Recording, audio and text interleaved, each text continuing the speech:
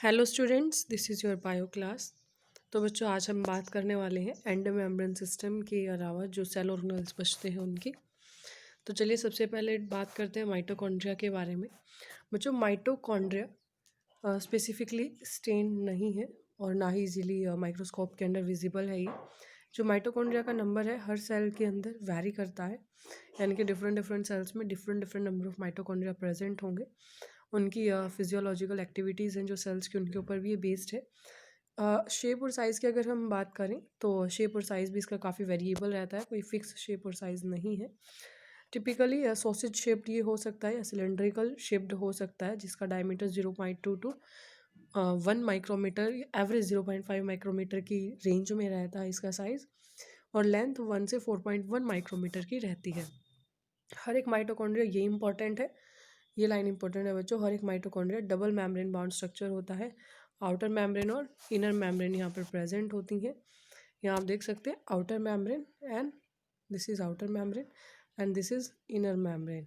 Okay, inner membrane में ही matrix present है, inter membrane space present है और इन्हें ही क्रिस्टा भी कहा जाता है इंटर मेम्ब्रेन में जहाँ स्पेसिस हैं। तो बच्चों, दो मेम्ब्रेन में डिवाइड होता है। जो इसकी ल्यूमेन है, यहाँ पर ल्यूमेन में दो एक्वस कंपार्टमेंट्स प्रेजेंट है, एक आउटर कंपार्टमेंट और एक इनर कंपार्टमेंट।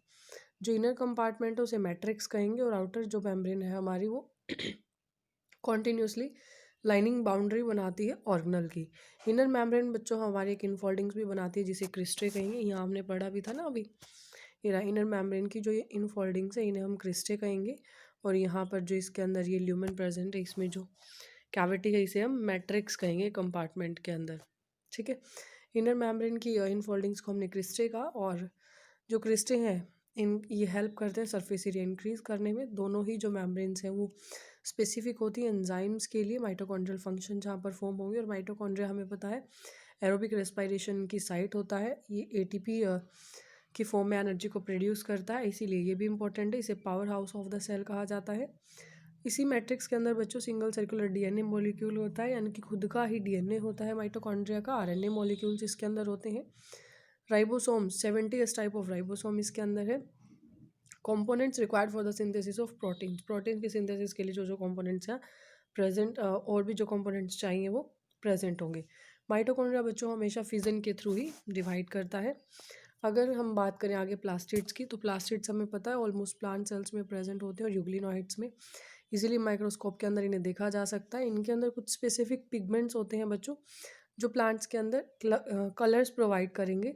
पिगमेंट्स के प्लास्टिक के पिगमेंट्स के टाइप के बेसिस पर ही इन्हें तीन पार्ट में हम डिवाइड करते हैं, chloroplast, chromoplast and leucoplast. Chloroplast बच्चों जिसके अंदर क्लोरोफिल प्रेजेंट होगा, या कैरोटिनॉइड पिगमेंट्स जो रिस्पॉन्सिबल होते हैं लाइट एनर्जी को ट्रैप करने में फोटोसिंथेसिस प्रोसेस के अंदर। और क्रोमोप्लास्ट के अंदर बच्चों fat soluble carotenoid pigments present होते हैं, जैसे कैरोटीन है, जेंथोफिल है और दूसरे भी कई पिगमेंट्स इसके अंदर रहते हैं। ये बच्चों प्लांट में येलो, ऑरेंज और रेड कलर प्रोवाइड करेंगे। और ल्यूकोप्लास्ट हमारे कलरलेस प्लास्टिड्स होते हैं, ये भी नोट करना। ल्यूकोप्लास्ट हमारे कलरलेस प्लास्टिड्स हैं जिनका शेप साइज वेरी करेगा स्टोर्ड न्यूट्रिएंट्स के अकॉर्डिंग। अमाइलोप्लास्ट बच्चों हमारा कार्बोहाइड्रेट यानी कि स्टार्च को स्टोर करने का काम करते हैं। और पोटैटो के अंदर इलियोप्लास्ट है, ये ऑयल्स को स्टोर करने का, फैट्स को, और जबकि एल्यूरोप्लास्ट हमारे प्रोटीन्स को स्टोर करने का काम करते हैं। तो इस तरीके से बच्चों हमने प्लास्टिड्स को कैटेगराइज किया। अगर हम डायग्राम के बेसिस पर बात करें तो बहुत सारे जो क्लोरोप्लास्ट हैं ग्रीन प्लांट्स के अंदर, वो मीजोफिल जो सेल्स होती है प्लांट लीव्स की, उनके अंदर ही ये प्रेजेंट होते हैं chloroplast. Length shaped Oval spherical discoid यानी कि रिबन लाइक ऑर्गेनल्स भी हो सकते हैं। इनकी लेंथ है वो भी वेरिएबल रहेगी 5.102, और जो विड्थ है 2.4 माइक्रोमीटर रहेगी। नंबर भी इनका बच्चों हर एक सेल के अंदर अलग अलग रहता है। माइटोकॉन्ड्रिया की तरह ही जो क्लोरोप्लास्ट है वो भी एक डबल मेम्ब्रेन बाउंड स्ट्रक्चर है। जो इनर क्लोरोप्लास्ट मेम्ब्रेन है बच्चों, इसके अंदर लेस परमिएबल है ये थोड़ा, और जो स्पेस है इनर मेम्ब्रेन क्लोरोप्लास्ट के अंदर उसे हम स्ट्रोमा कहेंगे। क्या कहेंगे उसे? स्ट्रोमा। ये आप देख सकते हैं यहाँ जो स्पेस है इनर मेम्ब्रेन के अंदर, इसे हम क्या कहेंगे? स्ट्रोमा कहेंगे। बहुत सारे ऑर्गेनाइज फ्लैटेंड मेम्ब्रेनस सेक्स इसके अंदर प्रेजेंट होते हैं, जिन्हें थाइलेकोइड्स कहा जाता है। ये थाइलेकोइड्स बच्चों यहाँ आप देख सकते हैं, ये थाइलेकोइड्स ये हमारे कहाँ प्रेजेंट है? स्ट्रोमा के अंदर प्रेजेंट है। ठीक है, थाइलेकोइड्स भी बच्चों एक दूसरे से अटैच्ड होते हैं कॉइन लाइक स्ट्रक्चर से, जिन्हें सॉरी जिन्हें ग्रैना कहा जाएगा, सिंगुलर फॉर्म ग्रैनम है इनकी, या इंटीग्रल थाइलेकोइड्स भी जिन्हें बोल दिया जाता है। इनके साथ ही बच्चों फ्लैट मेम्ब्रेनस ट्यूब्यूल्स भी प्रेजेंट होते हैं। ये फ्लैट मेम्ब्रेनस ट्यूब्यूल्स आप देख सकते हैं, जिन्हें स्ट्रोमल लैमेले कहा जाएगा। क्या कहा जाएगा जिन्हें हम कहेंगे स्ट्रोमल लैमेले, जो थाइलेकोइड्स को अलग अलग ग्रेना से जोड़कर रखते हैं। अब यहाँ पर बच्चों जो इन थाइलेकोइड्स के बीच में ही एक कैविटी स्पेस प्रेजेंट होता है, जिसे ल्यूमेन कहा जाएगा। जो स्ट्रोमा है क्लोरोप्लास्ट का, उसके अंदर बहुत सारे एंजाइम्स भी प्रेजेंट होते हैं, जिनकी रिक्वायरमेंट होती है कार्बोहाइड्रेट्स और प्रोटीन्स के सिंथेसिस के लिए। इसके अंदर बहुत सारे small double standard circular DNA molecules और राइबोसोम्स भी प्रेजेंट होंगे। क्लोरोफिल पिगमेंट इसके अंदर प्रेजेंट होगा, थाइलेकोइड्स के अंदर ही। राइबोसोम्स हैं जो क्लोरोप्लास्ट का, वो स्मॉलर रहेगा 70s, और साइटोप्लाज्मिक राइबोसोम इसमें 80s रहेगा। तो ये जो कंसेप्ट है ये काफ़ी इंपॉर्टेंट रहता है। ये लास्ट की लाइन्स काफ़ी इंपॉर्टेंट है। क्लोरोप्लास्ट एंजाइम क्लोरोप्लास्ट है जो, इसके अंदर एंजाइम प्रेजेंट होते हैं कार्बोहाइड्रेट प्रोटीन के सिंथेसिस के लिए। डबल मेम्ब्रेनस सर्कुलर डीएनए इसमें प्रेजेंट है। राइबोसोम्स है, क्लोरोफिल प्रेजेंट है। राइबोसोम क्लोरोप्लास्ट में 70s है और साइटोप्लाज्मिक राइबोसोम 80s है। आगे हम बात करते हैं राइबोसोम्स की।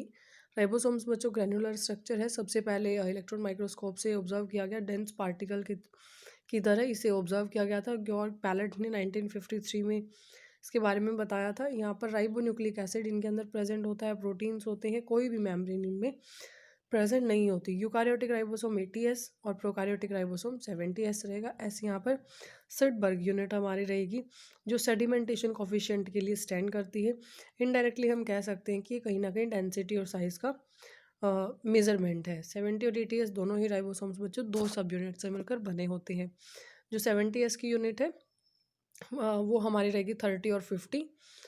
30 और 50 इसकी दो यूनिट रहेंगी, और इसकी रहेगी 60 एंड 40। ठीक है, ये दो यूनिट हमारी इनकी सब यूनिट्स रहती हैं। साइटोस्केलेटन बच्चों हमारा, साइटोस्केलेटन होता है फिलामेंटस प्रोटीनेशियस स्ट्रक्चर्स का एक नेटवर्क है जो साइटोप्लाज्म के अंदर प्रेजेंट है, जिसे साइटोस्केलेटन कहेंगे। साइटोस्केलेटन कोई भी किसी भी सेल के अंदर जो साइटोस्केलेटन है बच्चों काफ़ी फंक्शंस परफॉर्म करता है, जैसे mechanical support, motility, maintenance, cell shape की, इन सबको परफॉर्म करेगा। अब अगर हम यहाँ देखें सीली और फ्लैजिला को जब हम पढ़ेंगे तो डायग्राम काफ़ी इंपॉर्टेंट है, इसे हम समझेंगे अभी। सीली और फ्लैजिला, सीली और फ्लैजिला बच्चों हमें पता है हेयर लाइक आउटग्रोथ्स होती हैं जो सेल मेम्ब्रेन के ऊपर प्रेजेंट है। ये मूवमेंट में हेल्प करती हैं। सीलिया स्मॉल स्ट्रक्चर्स होते हैं और लाइक स्ट्रक्चर्स होते हैं जो सेल की या जो सराउंडिंग फ्लूइड है उसकी मूवमेंट में हेल्प करेंगे। फ्लैजिला इनके कंपेयर में थोड़ा लॉन्गर और रिस्पॉन्सिबल होते हैं सेल मूवमेंट के लिए। प्रोकारियोटिक बैक्टीरिया में भी फ्लैजिला प्रेजेंट होती हैं, लेकिन स्ट्रक्चरली ये थोड़ा सा डिफरेंट रहेंगे यूकारियोटिक फ्लैजिला से।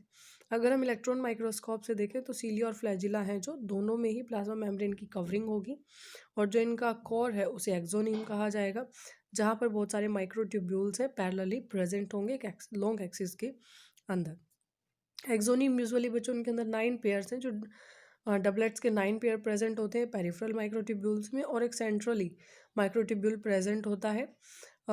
जो सेंट्रली है माइक्रोट्यूब्यूल का पेयर एक वहाँ प्रेजेंट होगा, और 9 हमारे पेरिफ्री पे। तो इस तरीके की अरेंजमेंट को, एक्सोनिमल माइक्रोट्यूब्यूल के अरेंजमेंट को 9+2 अरेंजमेंट कहा जाता है। यहाँ आप देखें ये 9 हमारे यहाँ पेरिफ्री पे प्रेजेंट है, एक पेयर हमारा यहाँ पर प्रेजेंट है, इसे 9+2 अरेंजमेंट कहा जाएगा। और जो ये सेंट्रल माइक्रोट्यूब्यूल है बच्चों, ये पेरिफेरल माइक्रोट्यूब्यूल है, एक प्लाज्मा मेम्ब्रेन यहाँ प्रेजेंट है, और इंटर डबलेट ब्रिज, ये जो इनको आपस में ज्वाइन करके रखेगा, इंटर डबलेट ब्रिज, और ये सेंट्रल शीथ हमारी यहाँ पर प्रेजेंट होगी। रेडियल स्पॉक्स हैं, रेडियल स्पॉक्स के थ्रू जो पेरिफेरल हमारे माइक्रोट्यूब्यूल्स होंगे वो सेंट्रल माइक्रोट्यूब्यूल से ज्वाइन रहेंगे। ठीक है, तो अगर हम आगे बात करें जो सेंट्रल ट्यूब्यूल्स है जो हमने अभी डिस्कस किया डायग्राम में सेंट्रल ट्यूब्यूल्स हमारे ब्रिजेस के थ्रू कनेक्टेड हैं सेंट्रल शीथ से, और ये ट्यूब्यूल्स पेरिफेरल डबलेट से कनेक्टेड रहेंगे रेडियल स्पॉक के थ्रू। 9 रेडियल स्पॉक्स यहाँ है। पेरिफेरल डबलेट्स भी आपस में बच्चों लिंकर्स के थ्रू कनेक्ट रहेंगे। दोनों ही सीली और फ्लैजिला हैं, वो इमर्ज करते हैं सेंट्रियोल लाइक स्ट्रक्चर से, जिसे बेसल बॉडीज कहा जाता है। ओके, आगे बच्चों बात करते हैं सेंट्रोसोम और सेंट्रियोल्स की। सेंट्रोसोम एक ऐसा ऑर्गेनल है, यूजुअली 2 सिलेंड्रिकल स्ट्रक्चर्स इसमें प्रेजेंट होते हैं, जिन्हें सेंट्रियोल्स कहा जाता है। ये सराउंड रहेंगे एमॉर्फस पेरिसेंट्रियोलर मटेरियल से। दोनों ही जो सेंट्रियोल्स हैं बच्चों वो सेंट्रोसोम में परपेंडिकुलर एक दूसरे के प्रेजेंट रहते हैं। जिनकी ऑर्गेनाइजेशन एक कार्टव्हील की तरह दिखाई देती है। ये बच्चों हमारे 9 इवनली स्पेस्ड पेरिफेरल फाइब्रिल्स से बने होते हैं, जो ट्यूबुलिन प्रोटीन से जिनकी फॉर्मेशन हो रखी है, ट्यूबुलिन प्रोटीन से बने होते हैं। हर एक जो पेरिफेरल फाइब्रिल है बच्चों ट्रिपलेट है। एडजेसेंट जो उसके side by side triplets present हैं वो भी एक दूसरे से लिंक्ड हैं। सेंट्रल पार्ट रहेगा जो इसका सेंट्रोल का, वो भी प्रोटीनेशियस रहेगा, जिसे हब कहा जाएगा। और जो कनेक्टिव ट्यूब्यूल है पेरिफेरल ट्रिपलेट का, उसे रेडियल स्पोक कहा जाएगा, ये भी प्रोटीन से बना हुआ है। जो सेंट्रोल्स बेसल बॉडी बनाते हैं सीली और फ्लैजिला की, और स्पिंडल फाइबर्स की, जो स्पिंडल अपरेटस को बनाते हैं सेल डिवीज़न के टाइम पर एनिमल सेल्स में। ठीक है, तो यहाँ आप समझ सकते हैं जो सेंट्रोल के बारे में हमने बात की। हब और स्पोक के 2 पार्ट इसके मेनली रहेंगे, ये आपने इनके ऊपर ध्यान देना है। ये है यहाँ पर जो ये पार्ट है ये डायग्राम भी हमारा इंपॉर्टेंट है, ये अच्छे से आपने कर लेना है। अच्छा, यहाँ पर जो इसके अंदर बच्चों हमने पढ़ा, इसमें कंफ्यूज बना है। यहाँ पर जो लास्ट में बताया कि जो सेंट्रल पार्ट है प्रॉक्सिमल रीजन का, सेंट्रल का प्रोटीनेशियस है, सेंट्रल पार्ट उसे हब का, और जो ट्यूब्यूल है, ट्यूब्यूल से कनेक्टेड है पेरिफेरल ट्रिपलेट से, रेडियल स्पोक जिसे हम कहेंगे प्रोटीन से बना हुआ है। सेंट्रोल बेसल बॉडी बनाते हैं सीली और फ्लैजिला की, ये डायग्राम में आप यहाँ भी समझ सकते हैं हब एंड स्पोक का। ठीक है, ये हब है और ये ट्रिपलेट से जुड़ा हुआ है, ये स्पोक यहाँ पर है। ठीक है, तो आज के लिए आपने यही पढ़ लेना। इसका सिर्फ एक टॉपिक रहता है बच्चों, साइड जो लास्ट का हमारा न्यूक्लियस है, और जो मेटासेंट्रिक सब मेटासेंट्रिक लास्ट में हम जो एक अरेंजमेंट पढ़ेंगे, सबसे लास्ट टॉपिक है जो इसका, ये क्रोमोसोम्स की जो अरेंजमेंट है, इनको डिस्कस करेंगे। तो आज के लिए इतना ही, बाकी बच्चों हम नेक्स्ट वीडियो में डिस्कस करेंगे।